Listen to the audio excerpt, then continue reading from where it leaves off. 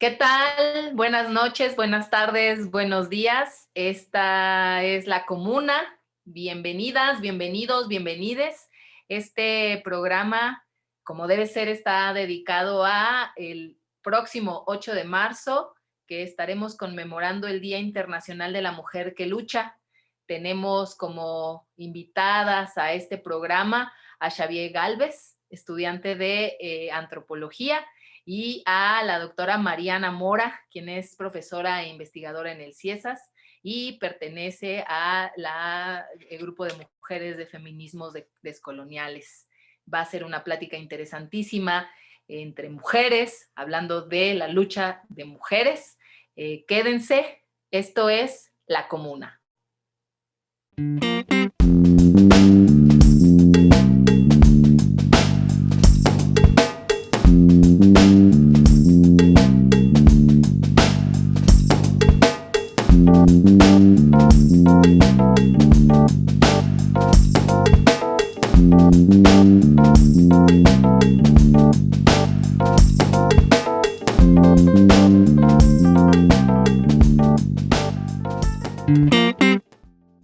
Yo soy Argelia Guerrero y me corresponde el honor de conducir este programa, que están acá para platicarnos sobre la experiencia de la lucha de las mujeres desde las diferentes trincheras. Voy a presentar a Xavier Galvez, que es estudiante de antropología, pertenece a la red y participa en la Jornada de Artes por la Libertad de Tiara. Muchas gracias por estar acá, Xavier. Y también presento y le doy la bienvenida a la querida Mariana Mora, que es investigadora y es integrante de la Red de Feminismos Descoloniales y que está aquí también para platicarnos su experiencia tanto en los movimientos, en distintos temas que ha abordado sobre la justicia, sobre la acción política en las comunidades que resista. Y quisiera que pues nos platicáramos, conversáramos cómo es que vivimos y cómo es que valoramos feminista de distinta índole y de distinta naturaleza, como dicen las hermanas zapatistas, este bosque de mujeres que es muy amplio, muy diverso, a veces contradictorio, y cómo es que lo vivimos y cómo es que lo vemos y cuál es la experiencia que tienen ustedes al respecto. Xavier, si quieres platicarnos qué es lo que haces, cómo lo vives. Sí, muchas gracias, Arge. Pues antes que nada es un gusto para mí estar aquí con ustedes. Me emociona mucho la iniciativa de la comuna. Igual me emociona saber que personas de distintas partes del mundo nos pueden estar escuchando, ¿no? Ahí mando un saludo especial a las compañeras griegas que me caen muy bien. Y bueno, pues como ya dijiste, yo estudio antropología en la UNAM y es ahí en donde yo me encuentro por primera vez con organización de mujeres.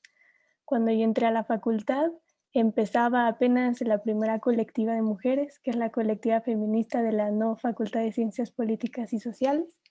Y pues por ahí comencé mi camino, juntándome con ellas, en especial porque eran mis amigas.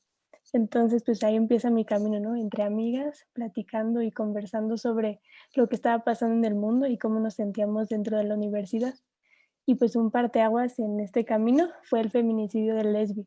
Creo que para todas nosotras fue realmente algo que nos sacudió muchísimo y que nos hizo ver que el miedo era algo con el que íbamos ya a tener que vivir todos los días, ¿no? En un espacio que debería de ser un espacio seguro como el lugar en donde estudiamos. Y pues a partir de ahí es que comenzamos a organizar talleres, conversatorios, para repensar todo, ¿no? Desde la relación con el cuerpo, el amor, la vida, los espacios de clase, a quienes leíamos, ¿no? Por ejemplo, la antropología, porque leíamos a puros hombres, dónde estaban las mujeres, desde dónde se enunciaba, ¿no? La teoría. Y pues por ahí comencé participando con las amigas en la colectiva. Luego fuimos al primer encuentro de mujeres en Chiapas, que ya platicaremos más adelante de eso. Y, y pues eso, ¿no? Desde ahí es donde yo he conocido la organización de mujeres. Ahora, como decía Sarge, pues formo parte de esta iniciativa para apoyar a Tiara, que Tiara es una compañera que comenzó la colectiva ahí en la facultad y que ahorita se encuentra presa en Santa Marta desde agosto. Y bueno, ella pues estuvo involucrada en procesos también de defensa de la tierra y ahora está injustamente encarcelada en Santa Marta. Y pues nos hemos organizado para que pueda tener una defensa, ¿no? Porque ahora con todo lo de el coronavirus y la pandemia, pues los juzgados han estado cerrados, entonces ella no ha tenido su derecho a tener una defensa. Y bueno, pues me parece que por ahora eso es todo. Ya les platicaré más. Muchas gracias, Xavier. Sí, es súper importante. No sé cómo lo vea Mariana ahorita. Vamos a platicar porque pues pertenecemos a, a otras generaciones y para nosotros este despertar de ellas en la universidad también significó replantearnos y cuestionarnos un montón de cosas, ¿no? Que nosotras habíamos normalizado, a pesar de nuestra propia lucha, ¿no? Habíamos normalizado algunas cosas en los espacios y no habíamos problematizado. Para nosotras fue también importante este momento. ¿Y cómo viviste tú, por ejemplo, que vienes de un feminismo descolonial, de un trabajo previo y que también de pronto confluye con esta ola de estas morras así súper avasallantes con otras maneras de entender el mundo y otras maneras de exigir respeto y dignidad, ¿no? No, sí, justo era lo que estaba pensando. Y bueno, también para empezar agradeciendo la invitación, que es un gusto conocer y dialogar contigo, Xavier, y ver a Argelia otra vez y seguir con las conversaciones. Y sí, me gusta que pensaste en un formato entre generaciones, porque efectivamente a mí, o sea, todo lo que a la huelga en la UNAM, todo lo que se ha movido, ha sido muy fuerte porque ha sido una manera de ponerle el espejo a una, ¿no? Que viene, que como tú bien dijiste, Argelia, aunque sabíamos que había cosas de las cuales no estábamos de acuerdo y nos incomodaban muchísimo, no teníamos, quizás por el contexto, quizás por diferentes razones, pero la manera en que ustedes se han como enfrentado las estructuras de poder es de muchísima admiración. Yo pienso desde temas de acoso sexual que eran tan normalizados en la licenciatura, que dabas por hecho de que los hombres profesores te iban a acosar en algún momento y que había como un coqueteo por parte de ellos que era parte de su manera de interactuar contigo. Y aunque uno, bueno, a los 20 años o 23 años uno sabía, te sentías incómoda y no sabías qué hacer, tampoco no había creo que no estábamos acuerpadas en la manera para poder enfrentarlos con tanta rabia y con tanta manera de decir aquí alto y aquí nada más pasa. Y lo mismo en los espacios políticos. Me imagino una cantidad de hombres revolucionarios izquierdos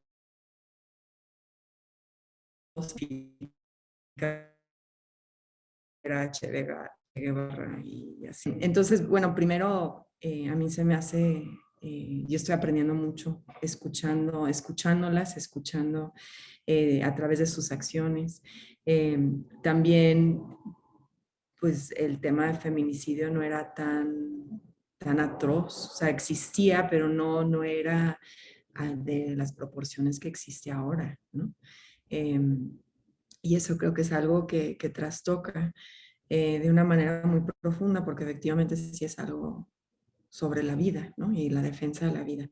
Y ahorita que te estaba escuchando, Xavi, estaba pensando en que algo que se me hace que están haciendo ustedes, que, que, pues que me genera muchas reflexiones, es que hay como una narrativa bastante dominante de las diferentes olas de los feminismos, ¿no? Está la primera de los derechos políticos, después están los derechos laborales y los derechos sexuales y reproductivos, después la tercera ola de la interseccionalidad. Eh, y ustedes están revolviendo todo y más bien colocando temas que no han estado en esa narrativa dominante, ¿no? El derecho al voto no es el derecho a la participación política, va mucho más allá, ¿no?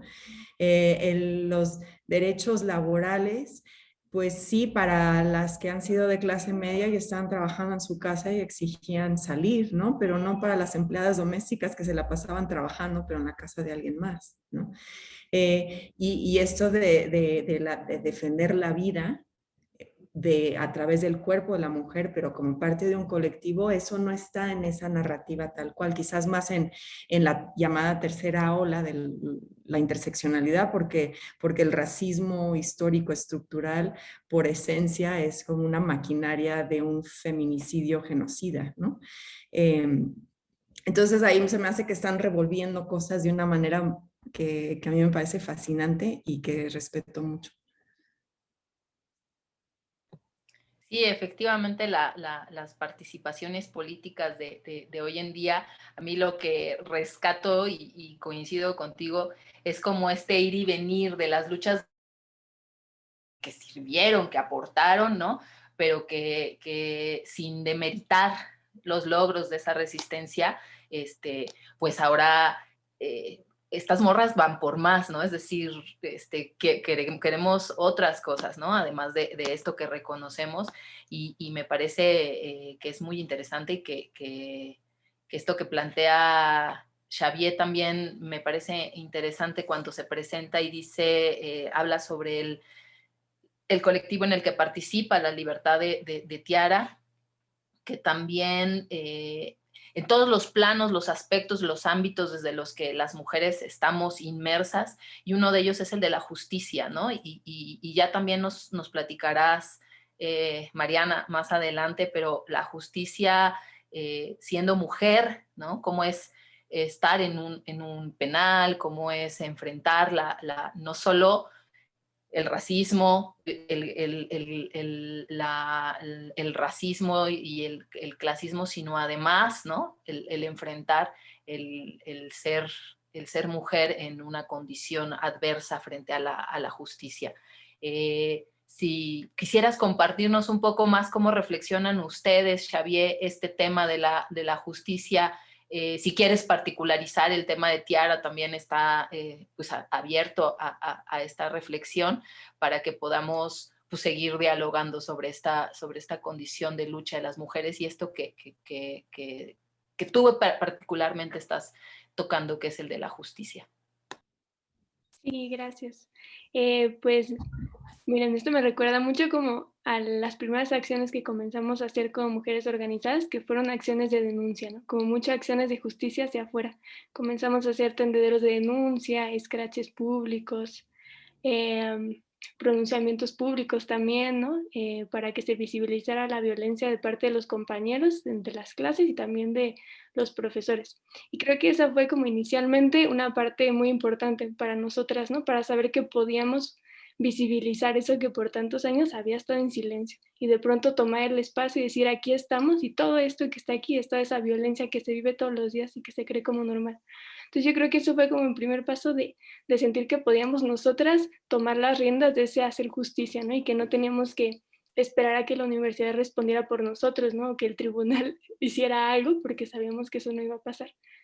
Pero también después eso nos llevó a un cuestionamiento, ¿no? De qué manera queríamos impartir justicia, ¿no? Qué mecanismos de poder también estábamos reproduciendo al impartir justicia de ciertos modos. Y me parece que es una discusión que sigue muy abierta ahorita, ¿no? Como entre el feminismo punitivista y el feminismo anticarcelario, ¿no? Creo que ahí hay como una discusión bien compleja y que pues todo el tiempo la estamos ahí repensando, porque pues es difícil, ¿no? Saber qué hacer, ¿no? Y cada caso es diferente y también cada mujer que ha vivido pues situaciones de violencia distintas piensa la justicia desde su propia vida de un modo distinto. Entonces ahorita yo me encuentro como en ese proceso, ¿no? De pensar la justicia desde lo anticarcelario, en especial por lo que vivimos con Tiara, ¿no? Como que nos despertó mucho ahí, como qué están reproduciendo las cárceles, ¿no? Todo ese racismo pues sistemático, en ese monstruo que, que son las prisiones y pues eso. Y algo también que quería mencionar de lo que comentaba Mariana, de ese como meollo, esa mezcla de teorías y de cosas que hacemos, creo que eso es muy bonito, Y eso es algo que lo comenzamos a hacer desde la práctica porque nos dimos cuenta de que pues en ningún libro iba a haber una respuesta a lo que tenemos que resolver, ¿no? Con nuestras amigas incluso, ¿no? Los problemas que iban surgiendo ahí dentro de ese mismo diálogo y de construcción de colectividad. Y pues nos dimos cuenta que esa teoría pues la íbamos a ir haciendo entre las pláticas, ¿no? Y visibilizando lo que sentíamos, ¿no? Y dónde lo sentíamos también. Entonces creo que eso fue lo más bonito, como entender que esa teoría venía de nosotras, ¿no? Y que nadie nos iba a dar las pautas ni las recetas para denunciar o para construir de forma efectiva. Y ya. Sí, Xavier, muchas gracias. Mariana, ¿algo para cerrar este bloque que quieras decirnos, compartirnos? Sí, sí. A ver, dos reflexiones porque como trabajo desde los feminismos descoloniales, ¿no? Entonces hay algo que celebro y que me inquieta al mismo tiempo, entonces nomás lo quiero colocar. Que creo que mi espíritu de siempre preguntar cuando yo hablo quién estoy silenciando, ¿no? O sea, reconocer que primero como mujer y como mujer mexicana, y yo nunca voy a ser un hombre europeo que puede hablar y tener una voz legítima de facto, incluso antes de hablar, ¿no? Pero al mismo tiempo siempre tengo que estar preguntándome cuáles son mis lugares de privilegio, que cuando yo hablo estoy silenciando. Entonces, algo que sobre el cual he estado pensando mucho es en esta ola de los feminismos, si lo pongo en plural, que otros feminismos quizás no están teniendo la misma voz en el espacio público, porque unas sí están ocupando. Y eso no quiere decir que está mal que estemos ocupando los espacios, pero creo que como parte de, yo siento que el feminismo es una ética, más que como un proyecto acabado, es como una ética de cómo se vive la vida, como una metodología de lucha, ¿no? Entonces, se me hace que como parte de esa ética siempre es importante preguntarse a quién está silenciando. Entonces, a mí algo que me llamó la atención, y eso igual es un poco como un paso hacia la siguiente reflexión o la siguiente ronda de comentarios, que al mismo tiempo que estábamos todas en la calle, también estaba Marichu y las mujeres del SIG haciendo su caravana, bueno, todo el recorrido por todo el país. Y aunque no necesariamente se ubican como feministas, sí estaban hablando desde un cuerpo de una mujer indígena y estaban colocando agendas que se pueden entender como agendas contra un patriarcado capitalista, racista, ¿no? Pero no tienen el mismo espacio público. Entonces ahí se me hace que hay como ciertas voces y ciertos silenciamientos que están operando al mismo tiempo. Y lo pienso, por ejemplo, en la marcha ya hace un año, esa última vez que pudimos ocupar los espacios públicos de una manera masiva con las jacarandas y todo era tan bonito en la Ciudad de México. Y me acuerdo que las mujeres de la Coordinadora Nacional de Mujeres Indígenas tuvieron su contingente. Y ellas tenían uno de los carteles que tenía, decía, nosotras somos las nietas de las mujeres indígenas que no pudieron esterilizar, ¿no? Y es muy fuerte porque eso es parte de los derechos sexuales y reproductivos, ¿no? Es el derecho de que no vas a ser víctima de esterilización forzada, ni tampoco que tu cuerpo va a estar vulnerado ante una posibilidad de mortalidad materna, ¿no?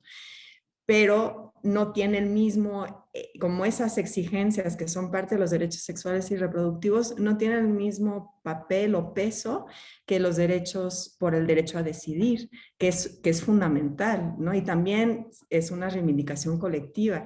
Pero entonces ahí creo que es importante tener como por qué entonces el derecho contra la esterilización forzada no tiene el mismo peso que por el derecho a decidir.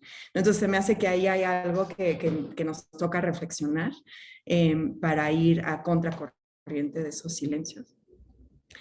Y bueno, lo dejo ahí, iba a decir algo sobre las tesis, porque lo digo igual rapidito, pero algo que a mí me llama mucho de las tesis y pensando en qué se traduce a través de diferencias, fue la manera en que el performance de las tesis resonó en Palestina, con mujeres mapuche, con mujeres aymara, o sea, que fue algo que en la India, ¿no? O sea, ¿qué es lo que estaban diciendo las mujeres chilenas de Santiago? que trastoca la manera en que una mujer indígena, palestina, afrodescendiente, también está viviendo la violencia. Entonces, quizás lo pongo los dos como una reflexión que están entrelazadas. Cuando hablamos, ¿quién estamos silenciando? Y por otro lado, ¿qué enunciados políticos sí atraviesan todas las diferencias que tenemos? Se me hace que el momento histórico también nos está invitando a pensar desde esos dos espacios. Qué importante esto que dices, muchas gracias, Mariana. Sí, lo vamos a retomar ahorita, regresando del primer corte, porque efectivamente esto que planteas sobre lo que es visible de pronto y que se silencia, no necesariamente hace responsables o culpables a quienes sobresalen en ese momento, ¿no? Pero es importante resaltar lo que no se ve, ¿no? Y en ese sentido, adelanto un poco de esta idea que tú has trabajado compartiendo con comunidades zapatistas, por ejemplo, de cómo es lo importante a veces también radica en el silencio, ¿no? O en la aparente inacción política, porque es lo que no se ve o lo que no se percibe como movimiento. Incluso estaba pensando en reflexionar si se viene a presentarnos como movimiento de mujeres o movimiento feminista, porque eso nos remite necesariamente a esta idea de movimiento y deja fuera la parte de lo que aparentemente es inacción, ¿no? Entonces, sí, eso es muy, muy importante. Y bueno, vamos a ir a nuestra primera pausa y bueno, pues regresamos con estas compañeras súper queridas. No se vayan, quédense en la comuna.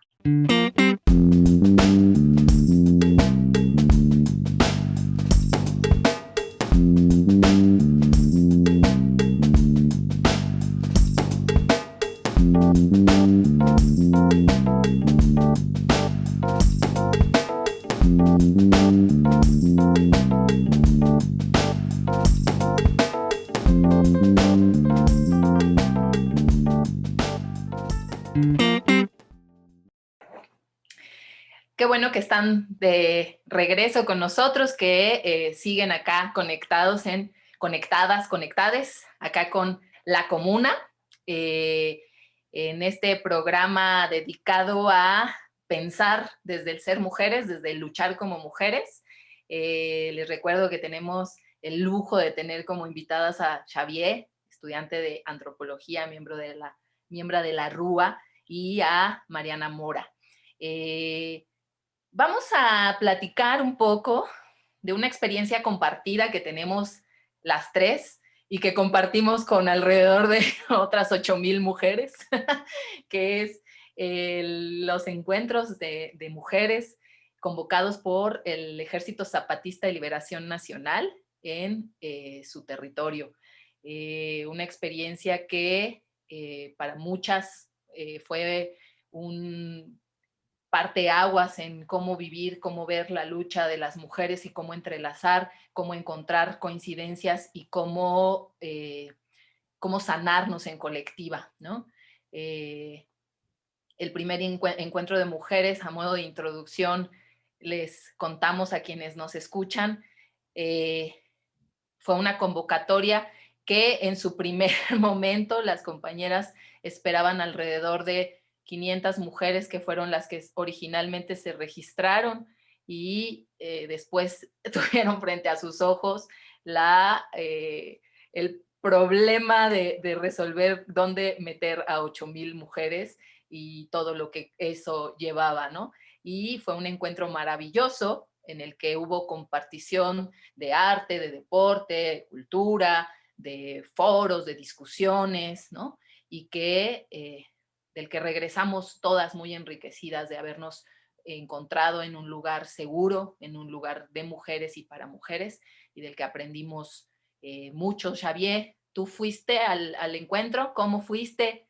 ¿Cómo leíste la convocatoria? Cuéntanos, ¿te sentiste interpelada luego? ¿Te convencieron de ir? ¿Tú convenciste a alguien de ir? Sí, gracias, Arge. Sí, pues no, cuando salió el comunicado, pues nos volvimos locas, ¿no? O sea, digamos como, sí, claro que vamos a ir. Y Y me acuerdo que llegar allá, pues fue toda una sorpresa, ¿no? Desde el tamaño del espacio hasta la cantidad de mujeres que había y la gran diversidad, ¿no? O sea, me acuerdo que te sentabas y así te ponías a escuchar y escuchabas muchísimas lenguas en el mismo espacio y también muchísimas formas distintas de hacer mundo, ¿no? Me acuerdo la diversidad de talleres que había, ¿no? Que había de todo, había desde meditación hasta baile, talleres de acompañamiento de aborto. Y eso también para mí fue muy impresionante, ¿no? Ver cómo, pues si todas somos mujeres, pero también cada una traía su propio proyecto de vida muy distinto. Y me pareció también ahí que de muchos encuentros salí muy confundida también, ¿no? Había muchas cosas que yo no alcanzaba a entender, que no sabía bien qué estaba pasando, no sabía si estábamos logrando comunicarnos, ¿no? De pronto veía como algunas compañeras zapatistas en los talleres, ¿no? Que solo se miraban entre ellas así, yo creo que diciendo, ¿qué está pasando aquí también, no? Porque sí había ciertas distancias entre nosotras, ¿no? Como rollos que, pues quizás desde el feminismo en la ciudad traemos, que pues no se comparten, ¿no? Desde otros territorios también. Y pues también eso fue muy interesante verlo y vivirlo allá.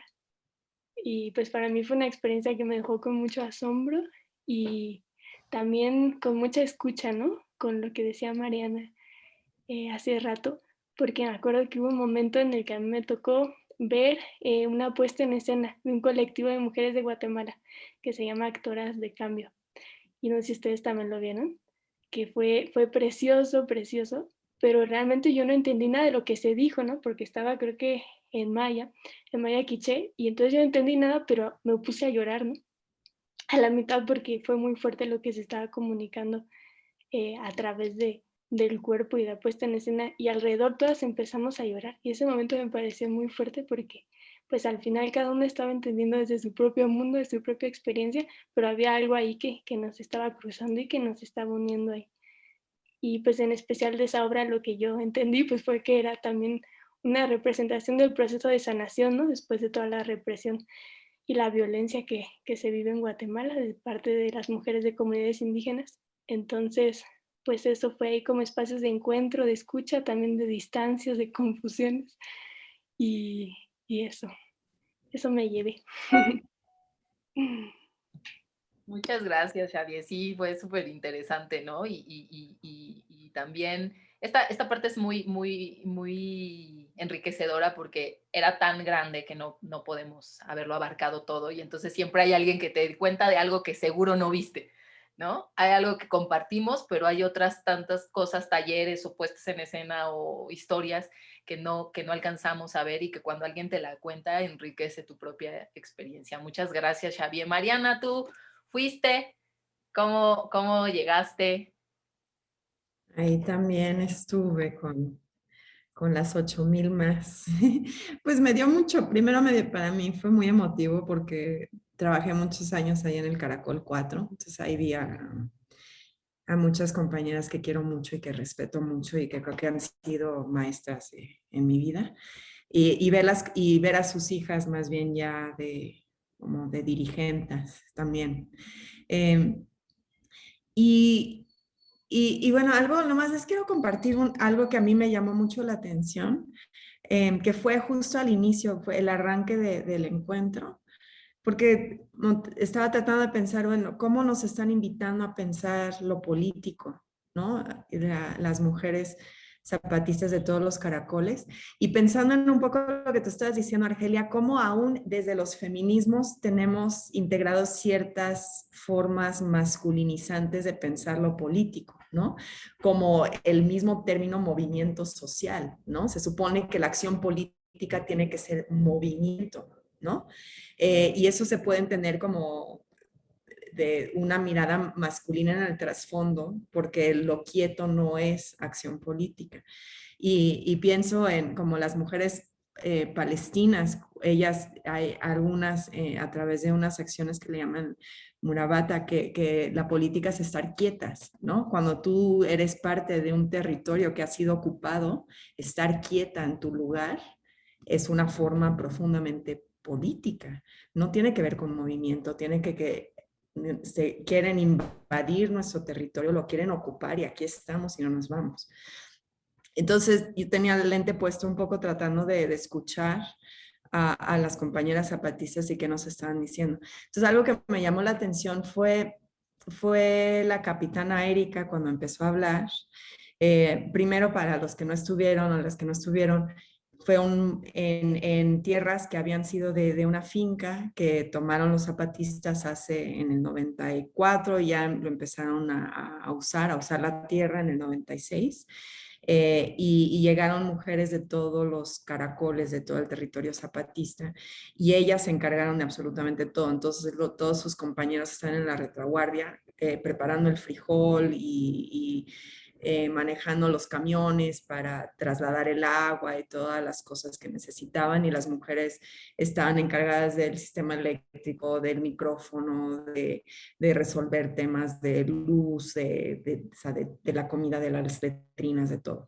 Y entonces me pareció importante, y creo que no le presté suficiente atención al principio, que cuando habla la capitana Erika, empieza con los asuntos logísticos. Dice: bienvenidas compañeras de todo el mundo, aquí están las letrinas, ahí pueden tomar su baño, ahí están los lugares para comer, ahí se van a quedar. Y después ya empezó con, las convocamos por esta razón, teníamos como esta intencionalidad. Y eso invirtió ella el orden de cómo suelen ser las bienvenidas en un evento. Por lo general explicas por qué convocas, cuáles son los objetivos, ¿no? Y esa es la acción política, y la logística es como una cosa secundaria, que simplemente como lo que te permite la base para hacer el trabajo político, que es platicar y hablar y, ¿no?, compartir, enseñar, escuchar. Y entonces a mí me pareció bien importante que ella invirtió el orden, porque ahí nos estaba diciendo algo, que el cuidado de las demás y el cuidado colectivo es algo central para la acción política. No es el escenario sobre el cual hablas, compartes, intercambias, sino ahí está el trasfondo. Poder crear unas condiciones, como tú dijiste, Argelia, de seguridad, de donde uno se siente a gusto, siente que su dignidad está siendo atendida y cuidada y acariciada, ¿no? Que hay suficiente comida, que allí puedes cuidar ahí también tu cuerpo y atender todas tus necesidades, que eso es fundamental. Y se me hace que ahí hay, creo que algo que a mí siempre me llama mucho del zapatismo, es que se adelantan los tiempos históricos, ¿no? Eso fue antes de la pandemia. ¿Y de qué hemos estado hablando tanto en este año de la pandemia? La centralidad del cuidado interdependiente, no la mujer abnegada que tiene que cuidar a los demás, pero cómo nos cuidamos entre todas, ¿no? Y entre todos. Entonces, esa intervención de la capitana Erika se me hace que adquiere una relevancia política aún mayor en los tiempos que estamos viviendo. Entonces, te agradezco ese aprendizaje, y he estado pensando mucho en cómo a veces, cómo no pensar que lo logístico es algo secundario, sino más bien está en el plano de la acción colectiva. Muchas gracias, Mariana. Siempre observando cosas muy puntuales y que aportan muchísimo a la reflexión de nosotras. Yo coincido y les comparto, siempre a mí me gusta ir y regresar a territorio zapatista, y siempre que me lo permitan lo voy a seguir haciendo, porque aprendo y desaprendo, desafortunadamente, pero con el zapatismo, y no sé ustedes si lo compartan, me pasa un poco esto que tú has platicado, Mariana, y que has observado muy puntualmente, que es el tema de la acción política y de los momentos visibles y de esto a lo que me refería sobre el movimiento.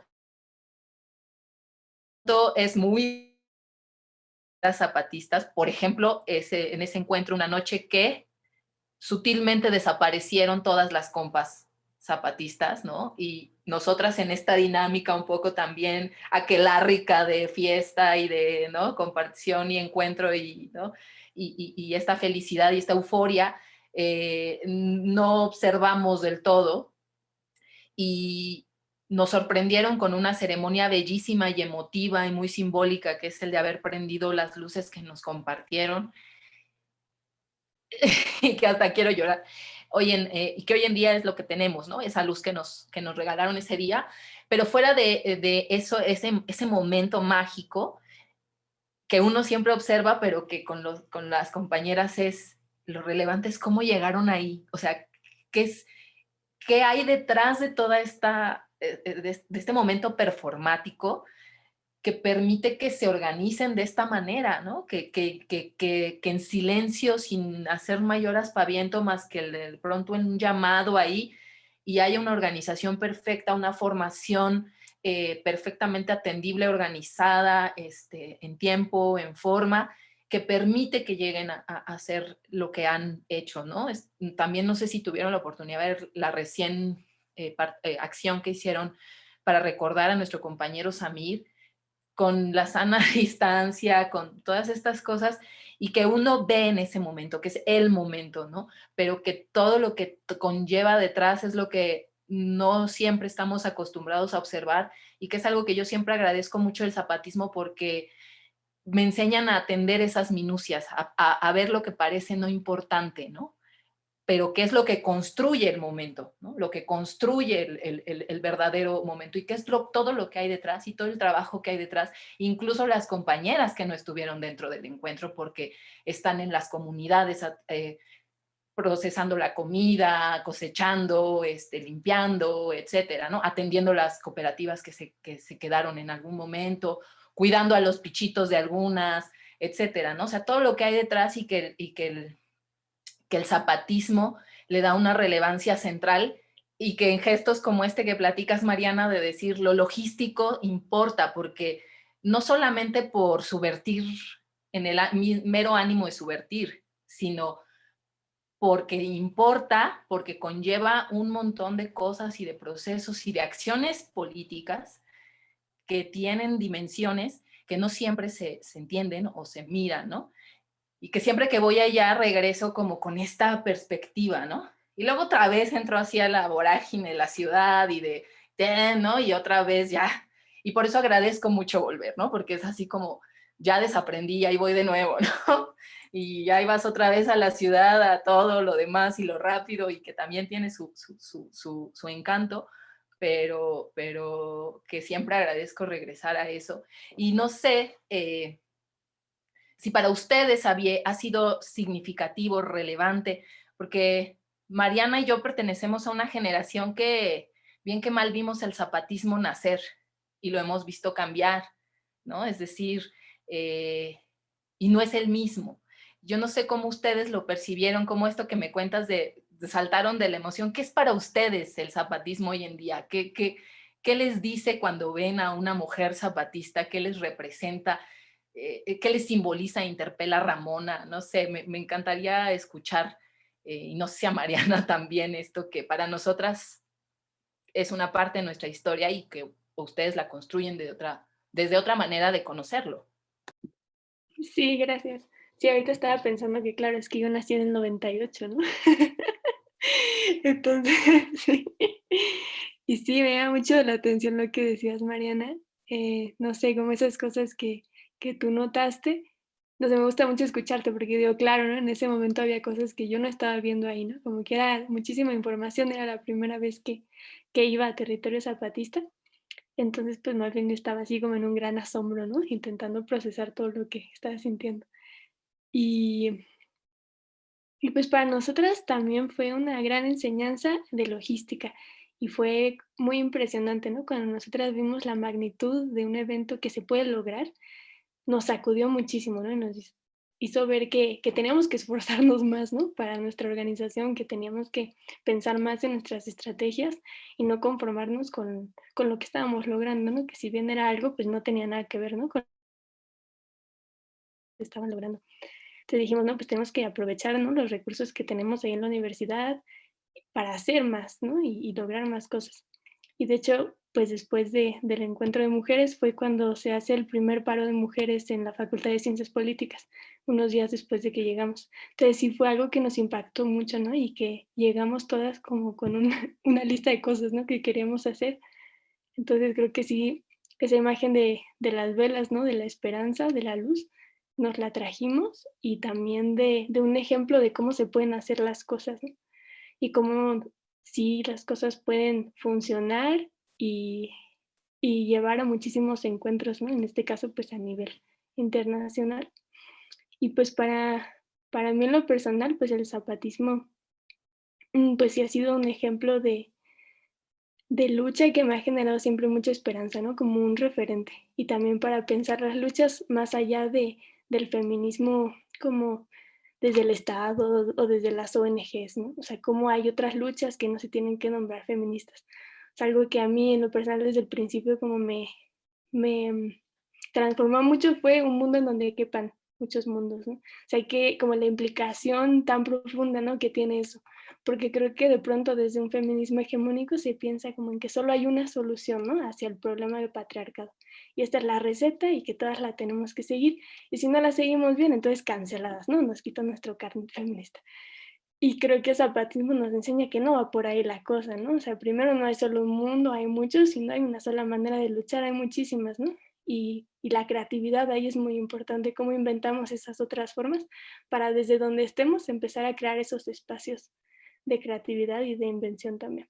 Pues para mí eso ha sido, ¿no? Como pues la gran enseñanza de que no hay un camino ni dos, hay muchos, y siempre estar como con el oído abierto, ¿no? Escuchar y a ver cómo podemos ir saliendo de nuestros mundos y abrirnos a otros. La creatividad, Mariana, y esto que decías de adelantarnos a a los tiempos, más bien las compañeras adelantadas a los tiempos, y esto que hablabas tú de lo importante a veces que es lo no visto, ¿no? Y porque recordabas esto del movimiento de mujeres, las marchas maravillosas de hace un año, y después, bueno, tuvimos que recluirnos, pero no desaparecimos del ámbito de nuestros espacios ni de nuestra acción política, ¿no? No dejamos de hacer en otra condición, ¿no? Eh, y creo que tiene que ver con esto de lo que tú hablas. ¿Quieres que responda o nomás es un Sí, comentario? para cerrar, ¿no? No queremos perdernos tu palabra. Sabes que yo siento que la pandemia me ha obligado a poner en práctica algunas cosas sobre las que escribo. Y lo digo con todos los desafíos que eso implica, de estar encerrada en una pandemia, tratando de cumplir con compromisos políticos, de más, y con un niño de 5 años en la casa, ¿no? Y volviéndome mamá, la que limpiar, cocinar, ser maestra, ser profesora, todo en el mismo espacio, aún en una relación de pareja bastante igualitaria, ¿no? En cuanto a la división de labores. Eh, y entonces yo me quedé pensando, yo por mucho tiempo pensé, es que no puedo pensar, estoy tan agotada que no se me ocurre, no puedo pensar nada, salvo que ya me quiero ir a dormir. Y después dije, bueno, algo sobre lo que yo siempre reivindico en términos políticos es que las tareas de reproducción social, ahí hay una teorización fundamental, ¿no? Entonces, y ahorita yo me estoy quejando porque me estoy dedicando casi exclusivamente a las tareas de reproducción social encerrada en la casa y no puedo pensar.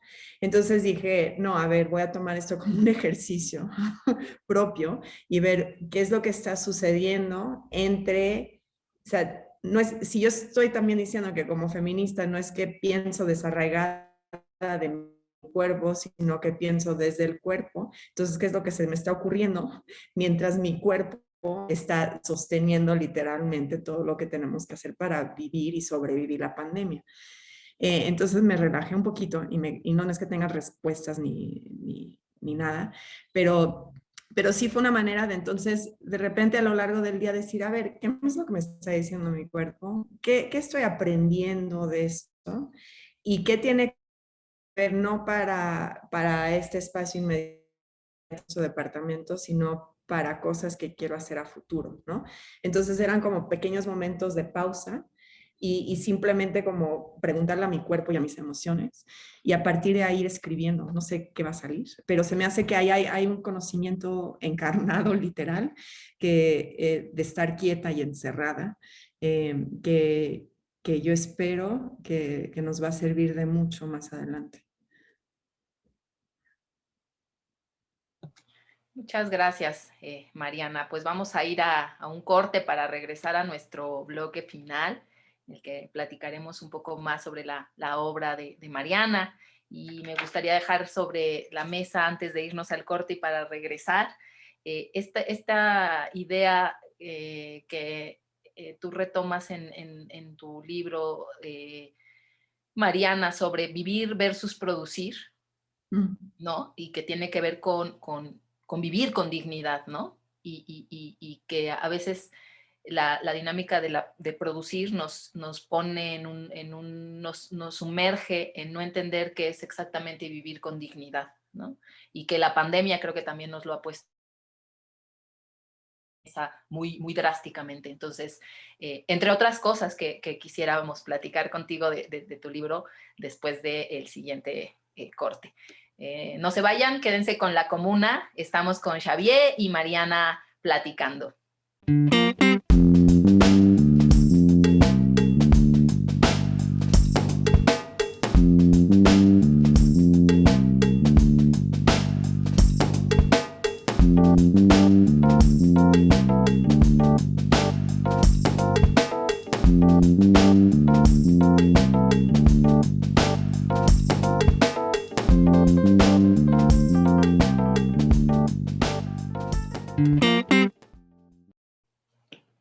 Muchísimas gracias por seguir conectadas, conectados, conectades aquí en La Comuna, en este programa dedicado a la reflexión de las mujeres desde distintos espacios de lucha y resistencia, siempre anticapitalistas y siempre antipatriarcales, eso sí. Y bueno, vamos a ir al bloque final en esta conversación que estamos teniendo con Xavier y con Mariana. Y quisiéramos platicar sobre la obra de Mariana.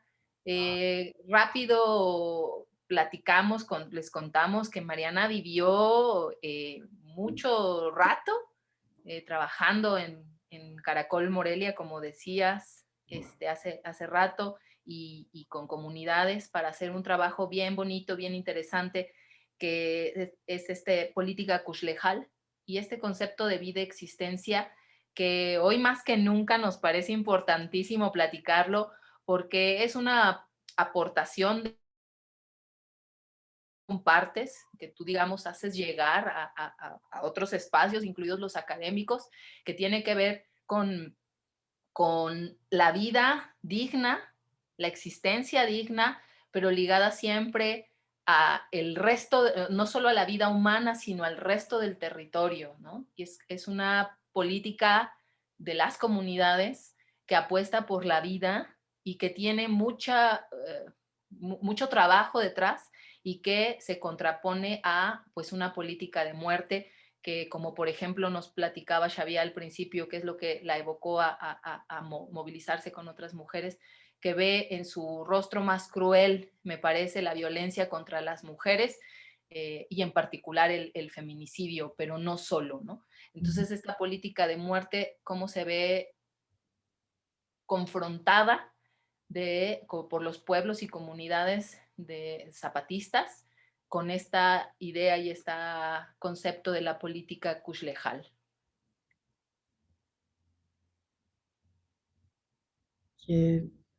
¿Quieres que yo diga? Es que no sé qué quieres Sí, que que diga. nos abundes un poco sobre esto del Kuxlejal, porque Xavier te tiene ahí también unas conversaciones o unos temas que quiere también abordar contigo, pero yo quería que nos platicaras, quiero que nos platiques sobre todo sobre esto, sobre la antítesis de la política Kuxlejal y ahora esta política de muerte que vivimos, padecemos.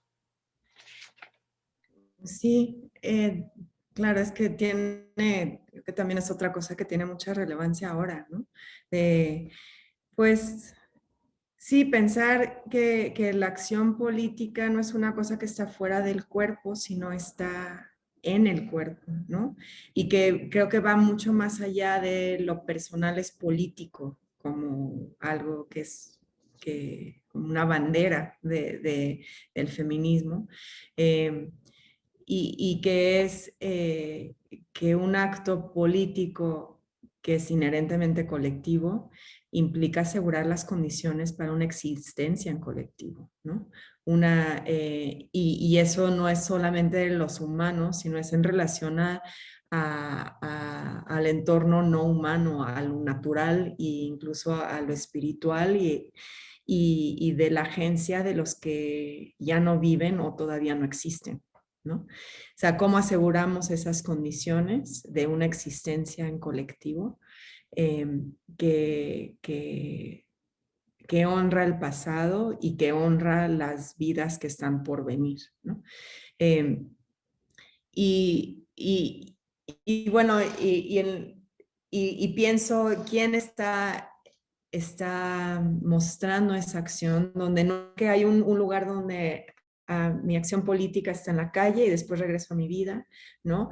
O en las denuncias y después ya regreso a mi vida, sino que es mi forma de vivir la vida, ¿no? Y no me refiero a ello en términos individuales y ni siquiera la suma de individuos, sino que algo que es más allá de la suma de individuos, ¿no? En un sentido social colectivo. Y pienso quiénes son los que muestran que lo político es una política kushejal, es una política de vida existencia, pues lo están diciendo pueblos maya que son sobrevivientes de genocidios, de múltiples expresiones a lo largo de los siglos, ¿no? El hecho de que estén vivos, que estén aquí, que estén asegurando condiciones para un futuro, es algo que desestabiliza el Estado mexicano, que por excelencia tiene como un principio eliminar a los pueblos indígenas, ¿no? Y convertirlos en raíces de un proyecto mestizo y de no discutir para nada la presencia de afromexicanos. Entonces, poder decir, aquí estamos, ¿no?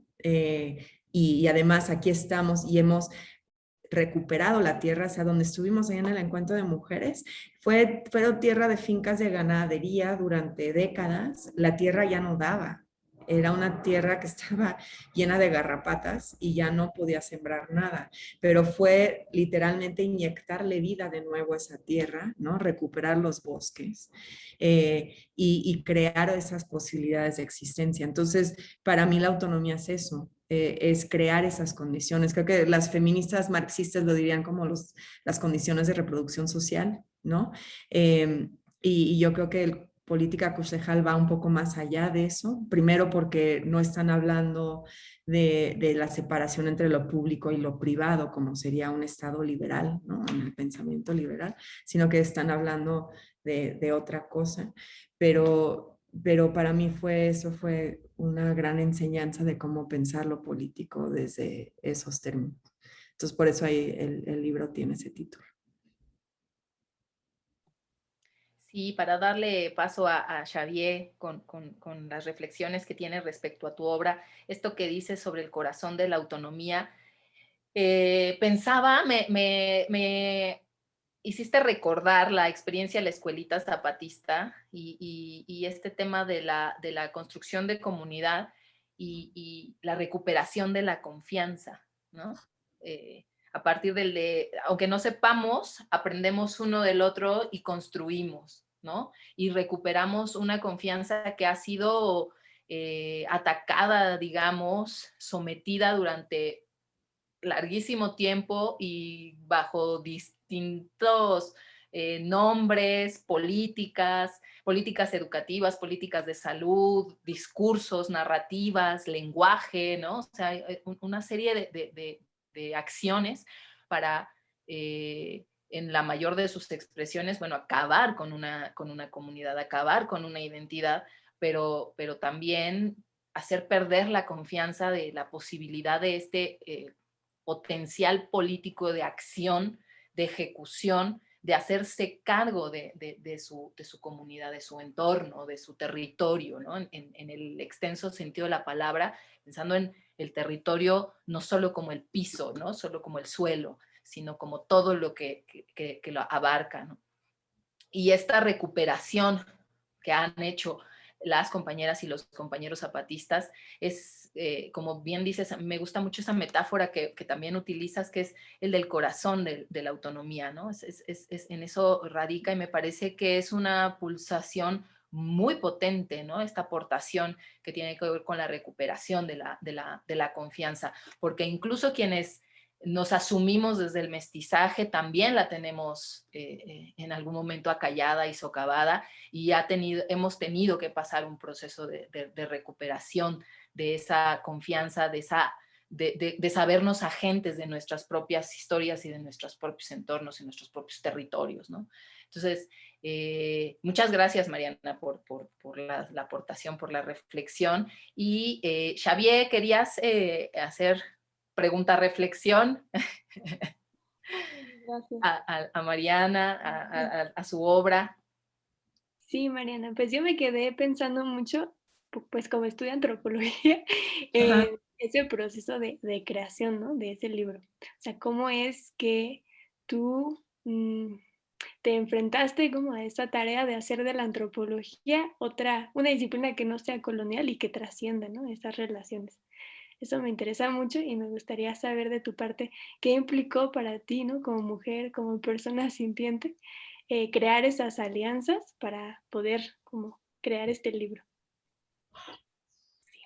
Uy.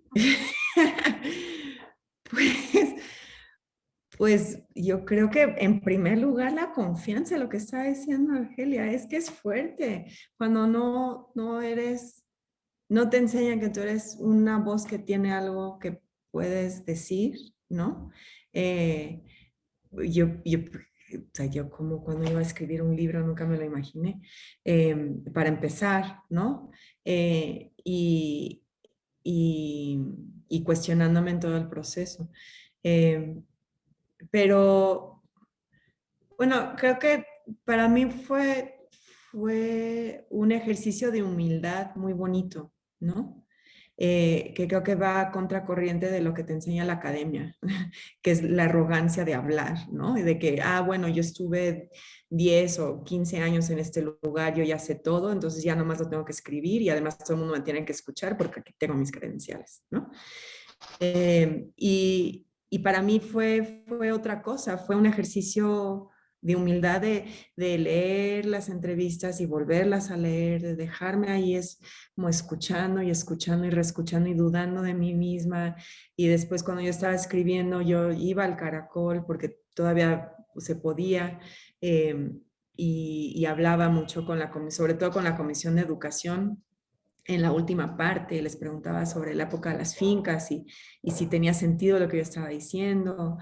Eh, entonces, creo que para mí fue central como reconocer que escribir no es un acto de soberbia, es un acto de mucha humildad y uno lo tiene que tomar así.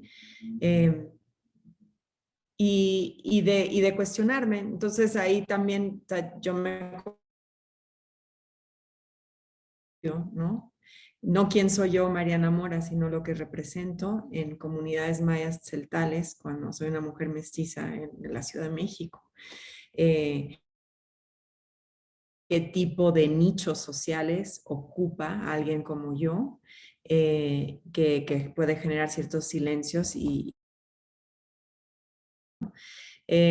también cómo nadar a contracorriente de cómo nos enseñan en las ciencias sociales, de lo porque creo que hay algo profundamente colonial en su afán extractivista de presuponer un conocimiento predeterminado en la cabeza de alguien, ¿no? Entonces, como científica, como investigadora o incluso como tienen otra su función, pero como alguien de las ciencias sociales, tu trabajo como en aprender a hacer las preguntas correctas en el espacio correcto, ¿no?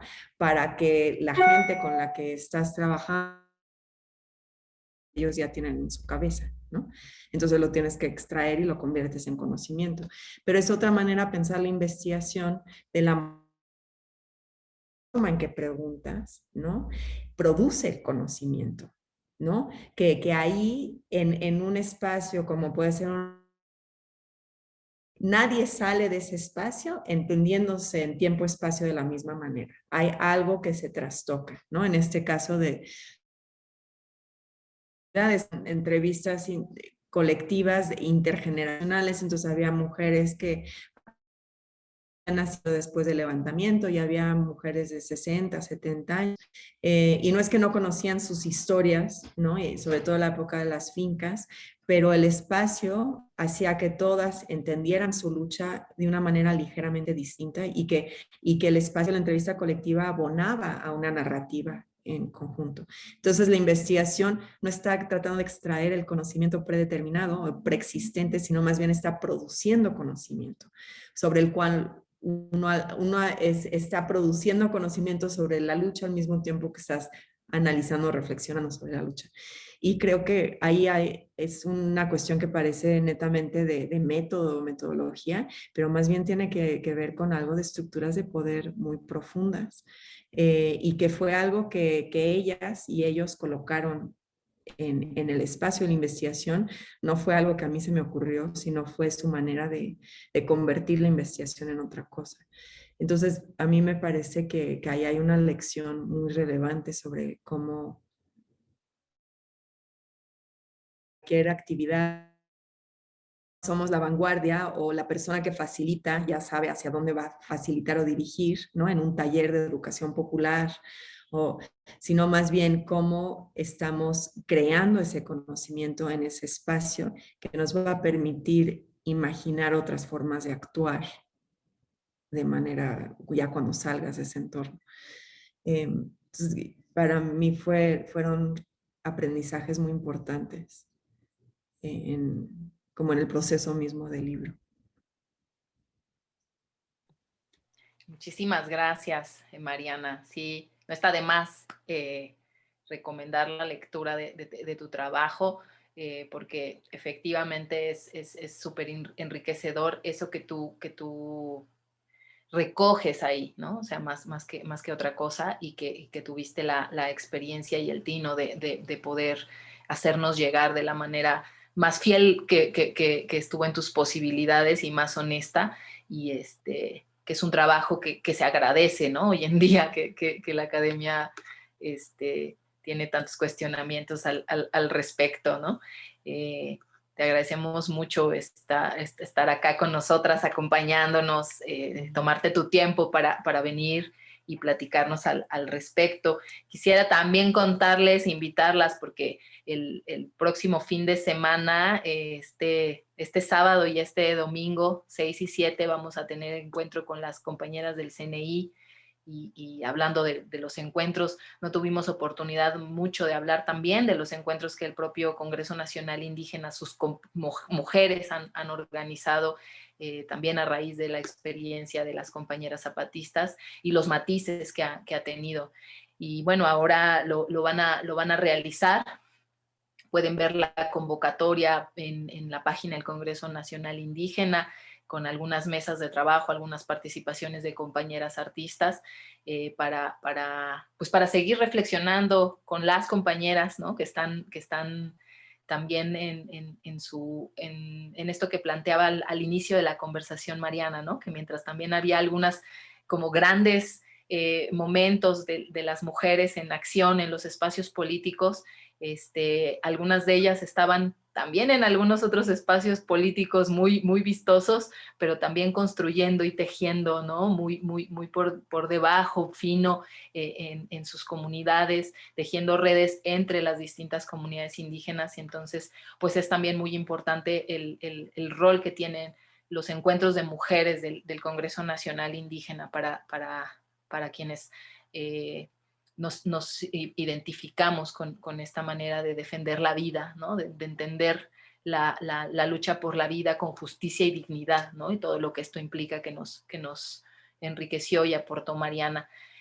Les quiero agradecer haber estado acá con nosotras, con nosotros, y pues nada, les doy la palabra para una reflexión final, alguna cosita que quieran decir, para cerrar este programa de la comuna, y reiterarles además que es un espacio en el que serán siempre bienvenidas para cualquier cosa que queramos reflexionar, tema del que queramos problematizar o complejizar, y pues la comuna está abierta para ustedes y para quien quiera participar. Y bueno, Xavier, muchas gracias. ¿Algo que quieras? Sí, muchas gracias a las dos. Y bueno, con lo que platicamos me quedo pensando mucho en la potencia creadora de las alianzas, en especial por lo que decía Mariana de su libro, por lo que platicamos de los encuentros. Y también de ahí la importancia de estar dispuestas a escuchar y a escuchar con el cuerpo y a dejarnos interpelar también, ¿no? Que lo que las otras y los otros nos mueva y nos lleve más allá de nuestro mundo. Y pues eso, sería todo de mi parte. Y muchas gracias y pues un saludo a todas las latitudes ahí que nos estarán escuchando. Sí, no, muchas gracias. Me encantó compartir contigo, Xavier, y espero que no sea la única vez. y con Argelia también. Y gracias por escucharnos, les que están ahí.